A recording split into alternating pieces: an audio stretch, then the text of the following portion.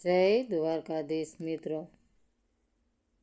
વૃદ્ધાશ્રમની બહાર તડકામાં બેસીને શારદાબેન કામ નસીબે તેમની જેમ ત્યાં રહેતી તેમની ઉંમરની સ્ત્રીઓ સાથે વાત કરી રહ્યા હતા.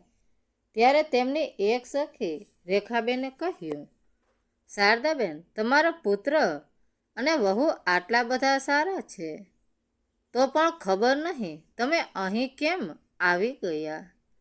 તારી વહુ અને તારો દીકરો તેને લેવા આવ્યા હતા, તેમ છતાં તો તેમની સાથે ન ગઈ.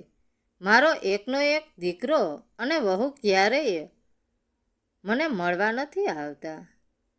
એટલે શારદાબેન કંઈ બોલે તે પહેલાં ત્યાં રહેતા.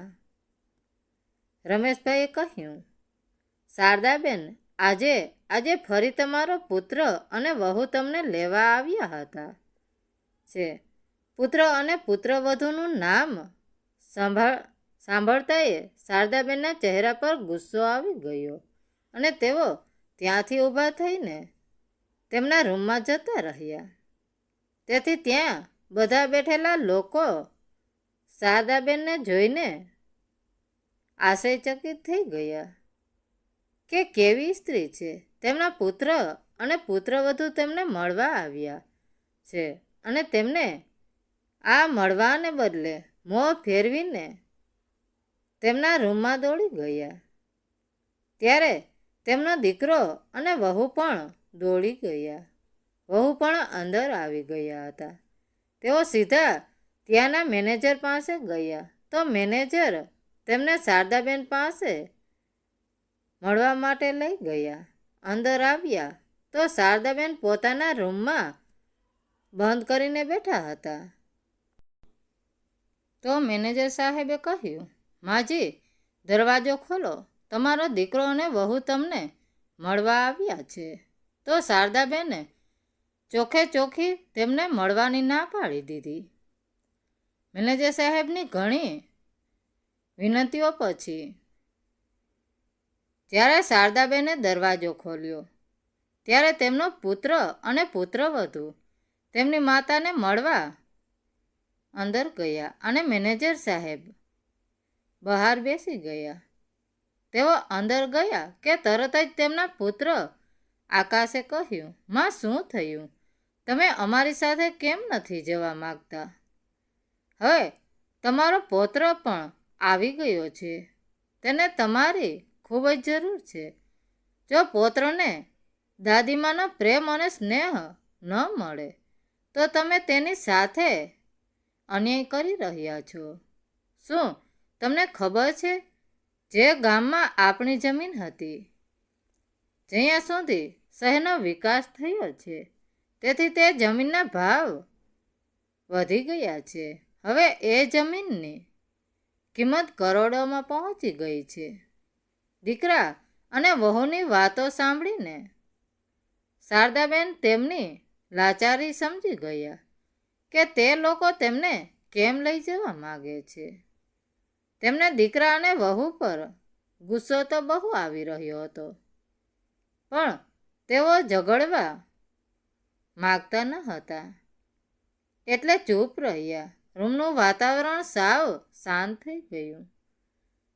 ત્યારે જ મેનેજર અંદર આવ્યો અને તેને શારદાબેનને પૂછ્યું, શું થયું માજી? આખરે તમે શું નિર્ણય લીધો? તો શારદાબેનની વહુ પ્રતિમાએ કહ્યું, ખબર નહીં સાહેબ, માને શું થયું છે. તેઓ કાંઈ નથી બોલી રહ્યા. ના તો તેઓ હા પાડે છે અને ના તો ના પાડે છે. દીકરો અને વહુ બોલતા જઈ રહ્યા હતા, પરંતુ શારદાબેન કાંઈ બોલ્યા નહીં અને ચૂપચાપ બેસી રહ્યા. પછી દીકરો અને વહુ ખીજાઈને ત્યાંથી ઊભા થઈને બહાર આવ્યા અને પોતાની માં બેસીને ઘરે જતા રહ્યા. તેમના ગયા પછી પણ શારદાબેનના ચહેરા પર કોઈ ગુસ્સો કે નિરાશ ન હતી. એકદમ શાંત ચૂપચાપ બેસી રહ્યા હતા. પછી મેનેજર સાહેબ બોલ્યા, એક વાત કહું માજી, તમે ખૂબ નસીબદાર છો. દીકરો અને વહુ તે આટલા દિવસ સુધી વારંવાર તમને ઘરે લઈ જવા માગે છે અને તમે દર વખતે ના પાડો છો. નહીંતર તમે વૃદ્ધ આશ્રમમાં બીજા લોકોને જોશો, કોઈનો દીકરો અને વહુ તેમને મળવા નથી આવતા. તમારા પુત્ર અને વહુએ તમને છેલ્લા 3 મહિનાથી 3-4 વખત સમજાવવાની કોશિશ કરી છે. તમને ઘરે લઈ જવાની, પણ તમે એવી જીદ પકડી રાખી છે ને કે આવો દીકરો અને આ વહુ નસીબવાળાને જ મળે છે. નહીં તો આશ્રમમાં રેખા માસીને જોઈ લો. તેઓ તેમના નાના પુત્રને કેટલું યાદ કરે છે, કેટલું રડે છે તેમને યાદ કરીને, અને દરરોજ ભગવાનને પ્રાર્થના કરે છે કે તેમનો પુત્ર અને પુત્રવધુ તેમને કોઈ પણ રીતે ઘરે રાખી લે. તેઓ તેમના ઘરે રહેવા માગે છે. અને એક તમે જ છો જે દીકરાને વહુની સમજાવટ પછી પણ ઘરે જવા તૈયાર નથી. ત્યારે જ શારદાબેન ખુરશી પરથી ઊભા થયા અને મેનેજર સાહેબને કહ્યું, મેનેજર સાહેબ, હવે મારું ઘર આ વૃદ્ધાશ્રમ જ છે. હું બીજા કોઈ ઘરે નહીં જાઉં. હું મારા અંતિમ શ્વાસ સુધી વૃદ્ધાશ્રમમાં જ રહીશ.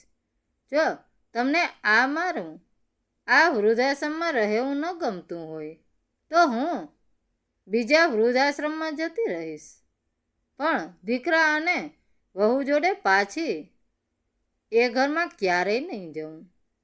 ના માજી, મારો મતલબ એવો ન હતો કે તમે આ વૃદ્ધાશ્રમ છોડી દો. મારું વૃદ્ધાશ્રમ ફક્ત તમારા જેવા વૃદ્ધો માટે જ બનેલું છે, જેમની હું સેવા કરવા માગું છું. હું તો તમારા દીકરાને વહુનો સારો સ્વભાવ જોઈને તમને કહેતો હતો. બાકી તમારી મરજી છે. હું તમને ઘરે જવા માટે કોઈ દબાણ નથી કરી રહ્યો. જો તમને મારી વાત ખરાબ લાગી હોય તો મને માફ કરજો. મેનેજર સાહેબે હાથ જોડીને કહ્યું. તો શારદાબેને કહ્યું, ના, આમાં ખોટું લગાડવા જેવી કોઈ વાત નથી. તું મને એ જ કહી રહ્યો છે જે તું તારી આંખોથી જોઈ રહ્યો છે. સત્ય કોઈ જાણતું નથી. માજી, તમે શું કહેવા માંગો છો? મેનેજર સાહેબે પૂછ્યું. ત્યારે શારદાબેને કહ્યું, નહીં બેટા, હું એમ જ કહેતી હતી. આટલું કહીને શારદાબેન ઊભા થઈ ગયા અને ત્યાંથી ચાલ્યા ગયા. સમય પોતાની ગતિએ ચાલતો રહ્યો. થોડા દિવસો પછી શારદાબેનનો દીકરો અને વહુ ફરીથી વૃદ્ધાશ્રમ આવી ગયા અને મેનેજર સાહેબને તેમની મા જોડે મળવા માટે કહ્યું. ત્યારે મેનેજર સાહેબે જોયું કે તેમની વહુના હાથમાં એક મોટું બોક્સ હતું. ત્યારે મેનેજર સાહેબે તેમને પૂછ્યું કે આ બોક્સમાં શું છે? ત્યારે શારદાબેનની વહુ પ્રતિમાએ કહ્યું, અરે મેનેજર સાહેબ, આજે મારો અને મારા સાસુનો જન્મદિવસ છે, તેથી હું તેમના માટે કેક લાવી છું. તેઓ અમારી સાથે ઘરે આવવા તૈયાર નથી, એટલે મેં વિચાર્યું હું પોતે વૃદ્ધાશ્રમાવીને કેક કાપીને તેમની જોડે જન્મદિવસ ઉજવી લઈશ. તો મેનેજર સાહેબે કહ્યું, હું એકવાર માજીને પૂછી લઉં અને પછી તમને કહું. આ વખતે તેમનો પુત્ર આકાશ અને પ્રતિમા તેમના 6 મહિનાના પુત્રને પણ સાથે લઈને આવ્યા હતા. મેનેજર સાહેબ શારદાબેનના રૂમમાં ગયા અને કહ્યું, માજી, તમારો દીકરો અને વહુ અહીંયા તમારો જન્મદિવસ ઉજવવા આવ્યા છે. ત્યારે શારદાબેને તેમના પુત્ર અને પુત્રવધૂને મળવાની સપટસ ના પાડી દીધી. અને છેલ્લી વખતની જેમ તેઓ તેમના રૂમનો દરવાજો બંધ કરીને બેસી ગયા. પરંતુ અહીં તેમની પુત્રવધુ પ્રતિમા શારદાબેનને મળવા માટે જીદ કરી રહી હતી. ભલે ગમે તે થાય, પરંતુ મારી સાસુ સાથે જે જન્મદિવસની ઉજવણી કરી અને કેક કાપીને જ ઘરે જઈશ. હવે વૃદ્ધાશ્રમમાં રહેતા અન્ય વડીલોને પણ લાગવા માંડ્યું હતું કે શારદાબેનના પુત્ર અને પુત્રવધુ ખરેખર ખૂબ જ સારા છે, પરંતુ શારદાબેનની અંદર સહેજ પણ દયા નથી. તેઓ એક પથ્થર દિલના છે. જ્યારે દીકરો ને વહુ આટલું આજીજી કરે છે, તો તમને પોતાના ઘરે જતું રહેવું જોઈએ. કેમ નકામું જીદ પકડીને બેસી રહ્યા છે? જો અમારા વહુ અને દીકરા અમને લેવા આવતા તો અમે ખુશી ખુશી ઘરે જતા રહેતા. ત્યારે તેમાંથી એક જણે કહ્યું, એવી પણ કોઈ માં હોય જે પોતાના દીકરાને વહુને વારંવાર અહીં આવવા પર મજબૂર કરે. તો બીજાએ કહ્યું, દીકરા અને વહુને તો તું છોડ, એ તો તેમના નાના પૌત્રને પણ જોવા નથી માગતા. ખબર નહીં કેવી દાદીમાં છે જે પોતાના પરિવારથી દૂર ભાગી રહ્યા છે. બહાર બધા પાસેથી પોતાની વિશે આવી નકારાત્મક વાતો સાંભળીને શારદાબેન રૂમમાંથી બહાર આવ્યા અને તેમની વહુના હાથમાંથી કેકનું બોક્સ ઉપાડીને ફેંકી દીધું અને ગુસ્સામાં બોલ્યા, મેનેજર સાહેબ, મેં તમને પહેલેથી જ મનાઈ કરી હતી કે હું મારા પુત્ર અને વહુને મળવા નથી માગતી. તો પછી આ લોકો શા માટે વારંવાર આવીને મને હેરાન કરે છે? મેં તમને પહેલેથી જ કહ્યું હતું કે મારા પતિના ગયા પછી ના તો મારો કોઈ પુત્ર છે અને ના કોઈ પૌત્ર. હવે આ દુનિયામાં મારું કોઈ નથી. મેનેજર સાહેબ, આ બંનેને કહી દો હવે મને મળવા માટે અહીંયા ક્યારેય પણ ન આવે.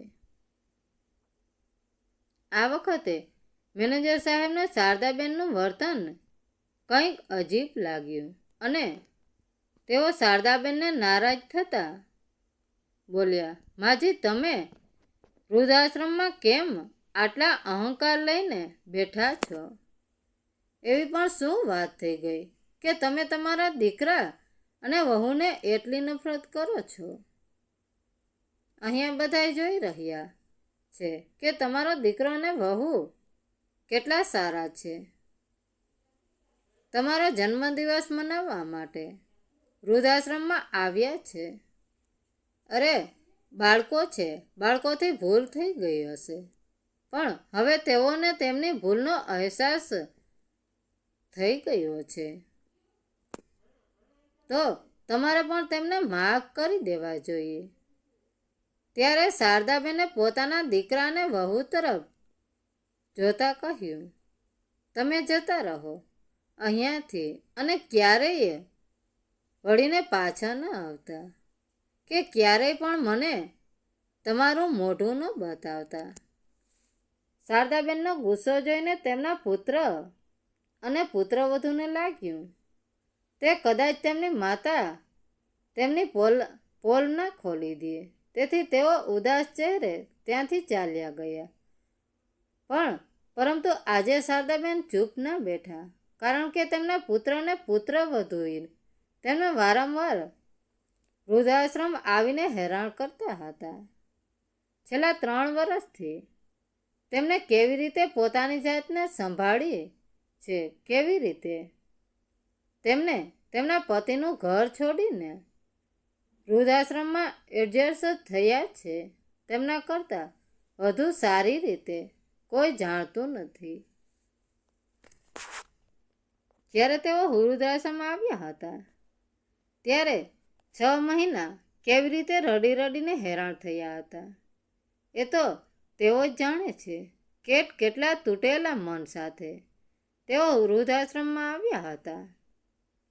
દીકરા અને વહુએ શારદાબેનનું અપમાન કરવામાં કોઈ કસર છોડી ન હતી. તેના અગાઉથી વાતો યાદ કરીને તેમની આંખોમાં આંસુ આવી ગયા હતા. ત્યારે મેનેજરે કહ્યું, માજી, છેલ્લા 3 વર્ષથી મેં તમારી આંખોમાં એક પણ વાર આંસુ જોયા નથી, પણ આજે તમારી આંખમાં આંસુ કેમ છે? એવું શું થયું હતું કે તમે વહુ અને દીકરા જોડે પણ નથી જવા માગતા અને અમને પણ નથી કહેવા માગતા? કોઈ વાત તો જરૂર છે, તે તમે તમારા હૃદયમાં છુપાવીને બેઠા છો. એવું લાગે છે કે કોઈ દુઃખનો સાગર છે જે અમે બધા આજ સુધી જોઈ નથી શક્યા.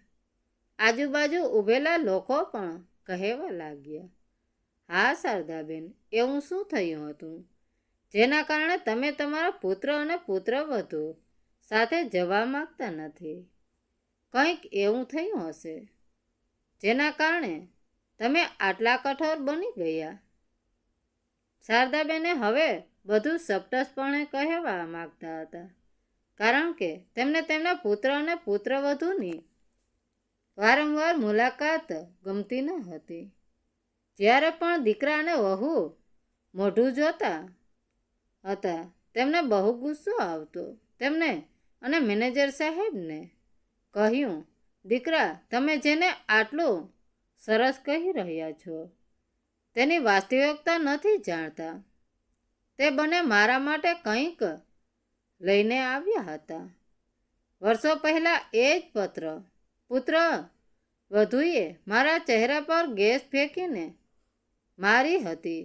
મારા માટે શ્વાસ લેવાનું મુશ્કેલ થઈ ગયું. પોતાના જ ઘરમાં ઘૂંટી ઘૂંટીને જીવતી હતી. મારા લગ્નને 5 વર્ષ પછી આકાશનો જન્મ થયો હતો. તેના જન્મ રમતા જ અમે બંને પતિ પત્ની ખુશીથી ઝૂમી ઉઠ્યા હતા. મારા પતિ લોકોના ખેતરમાં મજૂરી કરતા હતા. અમે બંને ખૂબ જ મુશ્કેલીથી પૈસા ભેગા કર્યા અને અમારા પુત્રને શિક્ષણ આપ્યું, કારણ કે અમે બંને પતિ પત્ની સારી રીતે જાણતા હતા કે પૈસાના અભાવે જીવન કેટલું મુશ્કેલ હોય છે. તેથી જ અમે અમારા પુત્રને સારી નોકરી મેળવવા માટે સક્ષમ બનાવવા માંગતા હતા, જેથી તેને સારી નોકરી મળી જાય. એક રૂપિયો બચાવીને અમે અમારા દીકરાને ભણાવ્યો. જ્યારે આકાશ ભણવા શહેર ગયો ત્યારે તેને પૈસાની તંગી પડી ગઈ, એટલે હું પણ લોકોના ઘરમાં જઈને પોતું અને વાસણ કરવા લાગી. ત્યારે જઈને મારા દીકરાનું ભણવાનું પૂરું થયું. એક દિવસ ભગવાનની કૃપાથી મારા દીકરાને નોકરી મળી ગઈ. પછી મારા દીકરાના લગ્ન માટે ઘણા સારા પ્રસ્તાવ આવવા લાગ્યા, પણ દીકરાને પ્રીતિમાં બહુ જ પસંદ હતી, એટલે અમે તેને પસંદગીની અમારી પસંદગી તરીકે સ્વીકારી અને તેના લગ્ન પ્રતિમા સાથે કરાવી દીધા. અમે બંને પતિ પત્નીએ જીવનભરનું ઘણું કામ કર્યું હતું. વૃદ્ધાવસ્થામાં મારા પતિને ગોઠણમાં બહુ દુખાવો થવા લાગ્યો હતો, જેના કારણે તેમણે કોઈને ત્યાં મજૂરી કરવાનું છોડી દીધું હતું. તેનાથી તેમની તબિયત જોતા મેં મારા પતિને કહ્યું કે હવે આપણા પુત્રને નોકરી મળી ગઈ છે અને ઘરમાં કેટલા પૈસા છે કે ભગવાનની કૃપાથી આપણે સારી રીતે જીવીશું. એટલે તમારી પાસે પણ થોડા પૈસા છે, જેનાથી આપણે આપણું જૂનું ઘર નવું બનાવી દઈશું. થોડા પૈસાની મદદ તો દીકરો પણ કરી જ દેશે. પરંતુ દીકરાને વહુને આ વાત ન ગમી. દીકરાને વહુ એ ઘર બનાવવા માટે તો ના પાડી દીધી, પરંતુ પિતાની મજૂરીના જવાના કારણે તે બંને ગુસ્સે થઈ ગયા અને કહ્યું, પિતાજી, તમે મજૂરી કરતા કેમ નથી જતા? હજી તમારે મજૂરી કરવી જોઈએ. હજી તો તમારી ઉંમર જો કેટલી થઈ છે. જો અત્યારથી તમે ઘરે હાથ પર હાથ રાખીને બેસી જશો તો ઘરમાં આટલા બધા ખર્ચાઓ કેવી રીતે ચાલશે? તો ફરીથી વહુએ કહ્યું, હા માં, મારા પતિ એકલા કમાતા વ્યક્તિ છે અને તમે જેમ જેમ વૃદ્ધાવસ્થા તરફ આગળ વધશો તેમ તેમ દવાનો ખર્ચ પણ ઓછા નથી હોતા. તેથી ઓછામાં ઓછું એટલું તમારા માટે કમાતા રહો, જેથી કરીને તમે દવાઓનો ખર્ચ ઉઠાવી શકો. આ સાંભળીને શારદાબેન ગુસ્સે થઈ ગયા. મેં પુત્રને કહ્યું, આ તું કેવી વાત કરે છે? તારા પિતા ઘૂંટણના દુખાવાને કારણે બરાબર ચાલી શકતા નથી અને તું મજૂરી કરવા જવાની વાત કરે છે. હવે એમની ઉંમર મજૂરી કરવાની નહીં, બેસીને ખાવાની ઉંમર છે. મારી વાત સાંભળીને દીકરો ઓફિસ જવા નીકળી ગયો, પરંતુ વહુ રસોડામાં બહુ વાર સુધી બબડતી રહી. પુત્રની વાત સાંભળીને મારા પતિએ કહ્યું, શારદા, આપણે એક કામ કરીએ, આપણા ગામડે પાછા જઈએ. ગામમાં એક ફાટેલું ફૂટેલું ઘર છે અને 3 વીઘા જમીન પણ છે, જે અમારા પૂર્વજોની છે. એટલે હું તારા નામે કરી દઉં છું. જો કાલે હું દુનિયામાં ના રહું અને તને પૈસાની જરૂર હોય તો તારી દવાઓનો ખર્ચ જમીન વહેંચીને ઉઠાવી શકે. આ તમે કેવી વાત કરો છો? શુભ શુભ બોલો. જો તમે અહીંયા જ નહીં રહ્યું તો હું અહીંયા એકલી શું કરીશ? શારદાબેનને તેમને ઠપકો આપતા કહ્યું, પણ તેમના પતિ ના માન્યા, કેમ કે આજે જે કંઈ પણ થયું હતું તે જોઈને તેઓ આગળની પરિસ્થિતિઓ સારી રીતે સમજી ગયા હતા કે આગળ તેમની સાસે શું થશે. આથી બંને પતિ પત્ની કોઈ કામના બહાને ગામમાં ગયા અને તે જમીન શારદાબેનના નામે ટ્રાન્સફર કરી દીધી. આ બાજુ દીકરાને વહુને આ વાતનો ખ્યાલ ન હતો. ઉલટું તેઓ તો ખુશ થઈ રહ્યા હતા કે વૃદ્ધ માતા પિતા દિવસ માટે ગામમાં ગયા છે. પણ ગામડેથી પાછા આવ્યાના થોડા જ દિવસ પછી મારા પતિને છાતીમાં દુખાવો થયો અને તેઓ મને આ દુનિયામાં એકલી છોડીને ચાલ્યા ગયા. મને ખબર ન હતી કે તેઓ કહેતા હતા તે એક દિવસ સાચું થઈ જશે. મારા પિતાનું મને છોડીને જવું મારા માટે કોઈ આઘાતથી ઓછું ન હતું. મારી રડી રડીને ખરાબ હાલત થઈ ગઈ હતી. હું મારા પતિના વિદાયના આઘાતમાંથી હજી બહાર જ ન નીકળી હતી કે મને મારા પુત્ર અને પુત્રવધૂનું એક અલગ જ રૂપ જોવા મળ્યું. મારા પતિને ગયાને 1 મહિનો પણ થયો ન હતો કે એક દિવસ મારો પુત્ર મારા રૂમમાં આવ્યો અને મને બૂમ પાડીને અને કહ્યું, માં, તમે આખો દિવસ રૂમમાં બેસી રહો છો. બિચારી પ્રતિમા આખો દિવસ કામમાં લાગેલી રહે છે. કંઈક તો ઘરમાં કામકાજ કરી લો. હવે જે જતા રહ્યા છે એ તો પાછા નથી આવવાના, એટલે હવે રૂમમાંથી બહાર નીકળીને ઘરના કામમાં મદદ કરો. દીકરાની આવી વાત સાંભળીને હું અંદર સુધી તૂટી ગઈ. મન કરતું હતું કે કાશ હું મારા પતિ સાથે જ આ દુનિયા છોડીને જતી રહી હોત, પરંતુ ભગવાનની સામે કોઈનું પણ નથી ચાલતું. મારી વહુના આ અસભ્ય વર્ધન જોઈને મારું મન ના હોવા જ હતા પણ ઘરના કામોમાં લાગી જ હતી. મારું પુત્ર અને પુત્ર વહુને મારું દુઃખ અને દર્દ સાથે કોઈ લેવા દેવા ન હતું. તેઓ માત્ર તેમની પોતાની દુનિયામાં તલ્લીન હતા. હું પણ મારા દુઃખને ભૂલી જવા લાગી અને જીવન જીવવા લાગી. એક દિવસ મારી વહુએ તેની બર્થડે પાર્ટી રાખી અને તેની બધી બહેનપણીઓને ઘરે આમંત્રણ આપ્યું. જે દિવસે મારી વહુનો જન્મદિવસ હતો તે દિવસે જ મારો પણ જન્મદિવસ હતો. ઘરનું બધું જમવાનું પણ મેં જ બનાવ્યું હતું. વહુની બધી બહેનપણીઓ ઘરે આવી ગઈ હતી. સાંજ થતાં મારો દીકરો આકાશ પણ ઓફિસથી ઘરે આવી ગયો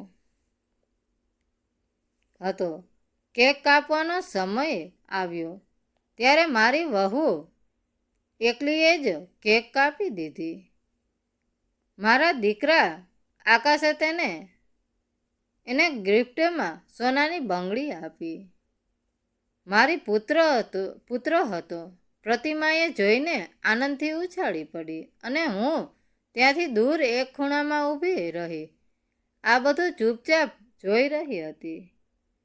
મારી આંખોમાં આંસુ આવી ગયા. એટલા માટે નહીં કે દીકરાએ વહુને આટલી મોંઘી ભેટ આપી, પરંતુ એટલા માટે કે મારા દીકરાને મારો જન્મદિવસ પણ યાદ ન હતો. ત્યારે જ મારા દીકરાએ મને બોલાવીને કહ્યું, માં જલ્દી કર, બધા માટે ભોજનની વ્યવસ્થા કર અને કેક તો કાપી લીધી. પહેલાં બધાને ઠંડુ પીણું આપ, પછી આ કેક લઈ જાઓ અને પ્લેટમાં મૂકીને બધાને આપી દો. ત્યારે મને એવું લાગી રહ્યું હતું કે હું તેની મા નથી પણ નોકરાણી છું. મેં પણ એ દિવસે હિંમત કરીને બધા લોકોને જમવાનું પીરસવાની ના પાડી દીધી અને પોતાના રૂમમાં જતી રહી. મારી ના સાંભળીને મારો દીકરો અને વહુ બૂમો પાડતા મારી પાછળ રૂમમાં આવ્યા અને ગુસ્સામાં બોલ્યા, માં તમારી કઈ રીત છે? તમે રૂમમાં આવીને મોઢું ફૂલાવીને બેસી ગયા.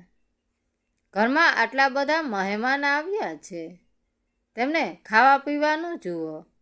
એ બધા તમારા મહેમાનો છે તો તમે જુઓ. આ બધું હું નથી કરી શકતી. મારું કામ કરવાનું ના પાડવું વહુ દીકરાને ના ગમ્યું. ત્યારે દીકરાએ ગુસ્સામાં કહ્યું, માં તમે નકામી વાત કેમ કરો છો? એવું શું થઈ ગયું તમને? આજે મારો જન્મદિવસ હતો, હું આટલું જ બોલી શકી. ત્યારે જ વહુએ બૂમ પાડીને કહ્યું, ઓહો, આજે આ વૃદ્ધનો પણ જન્મદિવસ હતો અને તેની કેક ના કાપી એટલે તે ચીડાઈ ગઈ છે. તે કોઈ વાંધો નહીં, હું કેક રૂમમાં લઈને આવું છું અને અહીંયા જ તારી કેક કટ કરી લઈએ છે. ના વહુ, મારે કેક નથી કાપ્યો અને ના પહેલાં મેં ક્યારેય પણ મારા જન્મદિવસ પર કેક કાપી છે, મેં કહ્યું. ત્યારે જ મારી વહુએ કાપેલી કેક મારી જોડે લઈને આવી ગઈ અને તેને મારું આખું મોઢું કેકથી ભરી દીધું. વહુ શું કરે છે? તે મારા નાકમાં કેક ભરી દીધી અને શ્વાસ પણ નથી આવતું. કેક, માં તમને કેક કાપવાનો અને જન્મદિવસ ઉજવવાનો બહુ શોખ હતો ને? તો હવે કાપો કેક અને લગાવો તમારા ચહેરા પર. આજકાલના બાળકો આ રીતે તેમના જન્મદિવસની ઉજવણી કરે છે અને કેક કાપીને મોઢા પર લગાવે છે. એ જ તો કરી રહી છું. આકાશ, મને કંઈ નથી દેખાઈ રહ્યું.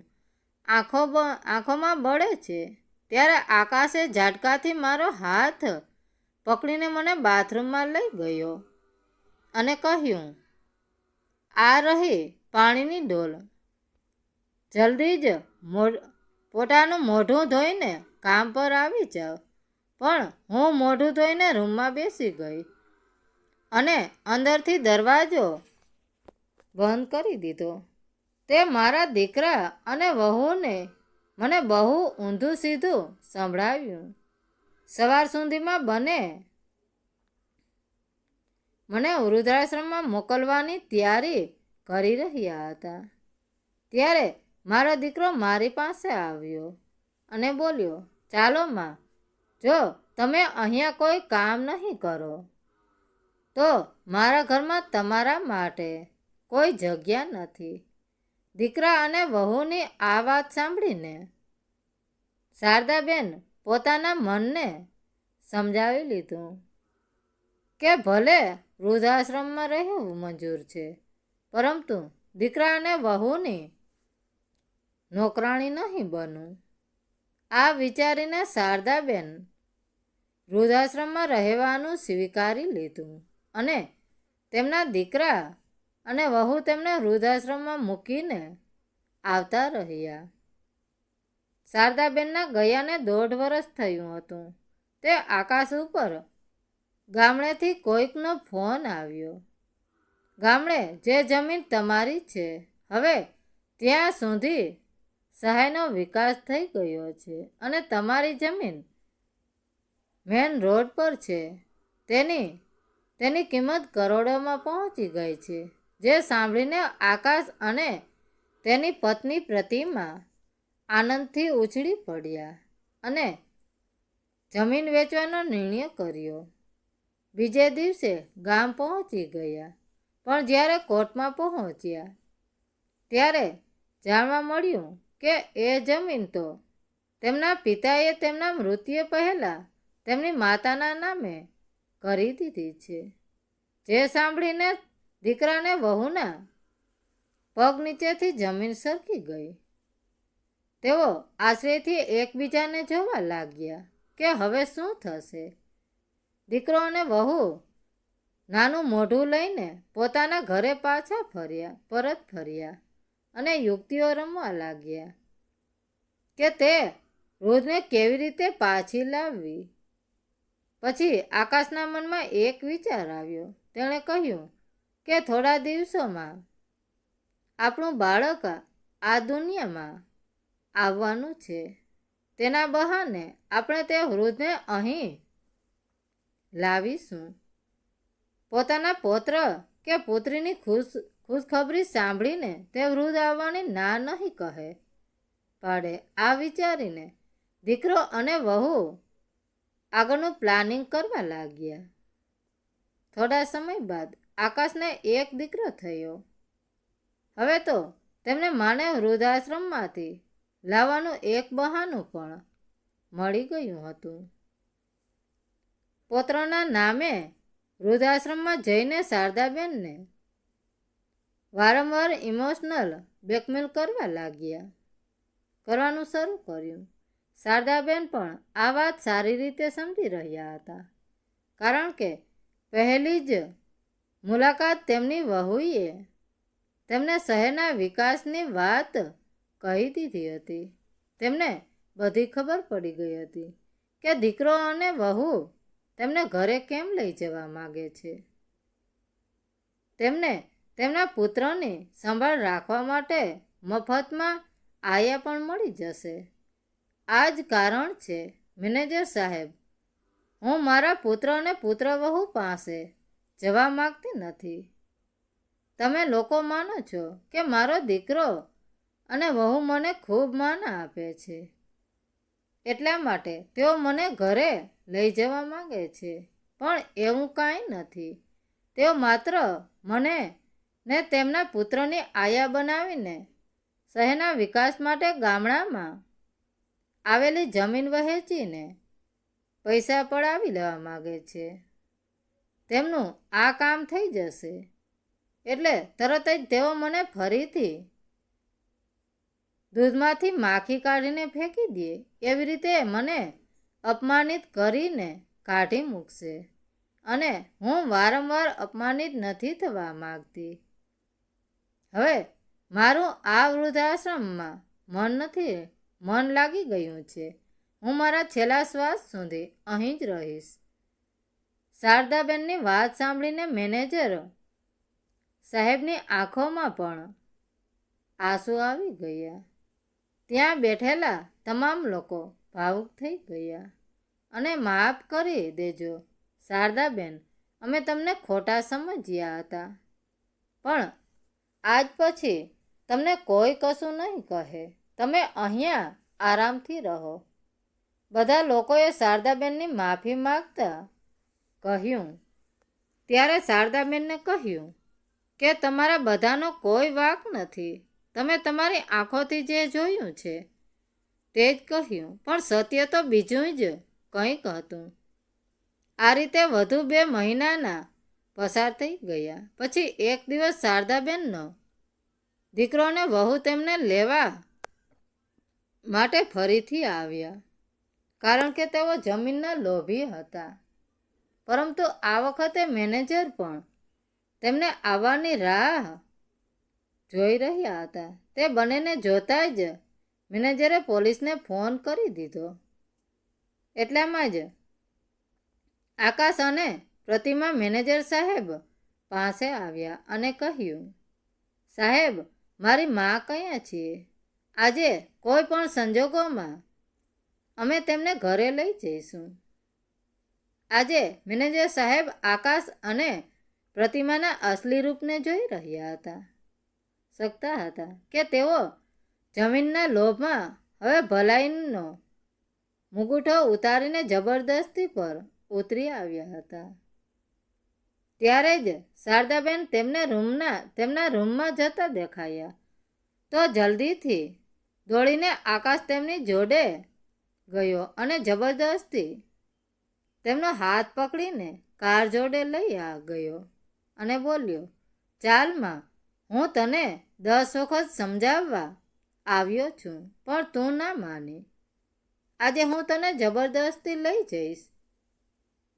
ત્યારે પોલીસને સામે જોઈને આકાશ અને પ્રતિમા તનબંધ થઈ ગયા. ત્યારે પાછળથી મેનેજરે કહ્યું, ઇન્સ્પેક્ટર સાહેબ, મેં જ તમને ફોન કર્યો હતો, બંનેને પકડી લો. સાહેબ જબરદસ્તી એક વૃદ્ધ મહિલાને હેરાન કરી રહ્યા છે. તેની મરજી વિરુદ્ધ જબરદસ્તી લઈ જવાની કોશિશ કરી રહ્યા છે. એક પણ ક્ષણનો વિલંબ કર્યા વગર પોલીસે બંનેની ધરપકડ કરી લીધી. તો આકાશે બૂમ પાડીને કહ્યું કે માં, તું બરાબર નથી કરી રહી. કરોડોની જમીન લઈને ક્યાંય જઈશ. ગમે તેમ તારા પગ અત્યારે કબરમાં લટકી રહ્યા છે. આજે નહીં તો કાલે તે જમીન મારી હશે. તો હું જોઉં છું કે મને કોણ રોકે છે. જમીન લેતા દીકરા, જમીન લેવાનો તારો ઈરાદો મને પહેલેથી જ ખબર હતી. એટલે જ હું એ જમીન વહેંચવા કાલે ગામડે જઈ રહી છું. બધા પૈસા આ વૃદ્ધ સ્મારમાં રોકીશ, કારણ કે આ દુનિયામાં તારા જેવા ઘણા નાલાયક પુત્રો છે, જેઓ પોતાના માતા પિતાના 2 ઘર કરી દે છે. તેમના માટે હું આ વૃદ્ધાશ્રમ અડધો રૂમ બનાવીશ. જે પૈસા મળશે તે આખા વૃદ્ધાશ્રમમાં લગાવીશ, પણ એક પણ પૈસો તમને લોકોને નહીં આપું. ના માં, તમે આવું ના કરી શકો. દીકરો અને વહુએ બૂમ પાડીને કહ્યું. ત્યારે શારદાબેને તેમની વાત ન સાંભળી ને ઇન્સ્પેક્ટર સાહેબને દીકરાને વહુને પોતાની નજરથી દૂર લઈ જવા કહ્યું. ઇન્સ્પેક્ટર સાહેબ તેમને લઈ ગયા. બીજા દિવસે શારદાબેન પોતાના ગામની જમીન વહેંચી દીધી અને વૃદ્ધાશ્રમમાં વધુ રૂમ બનાવવા માટે પૈસા આપ્યા અને સુખ સુવિધાઓની ભરપૂર નવું વૃદ્ધાશ્રમ બનાવ્યું અને તેઓ પોતે પણ શાંતિથી વૃદ્ધાશ્રમમાં રહેવા લાગ્યા. તો મિત્રો, વાર્તા કેવી લાગી? સારી લાગી હોય તો કોમેન્ટ કરીને જરૂર જણાવજો.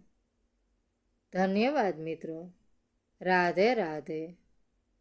જય દ્વારકાધીશ.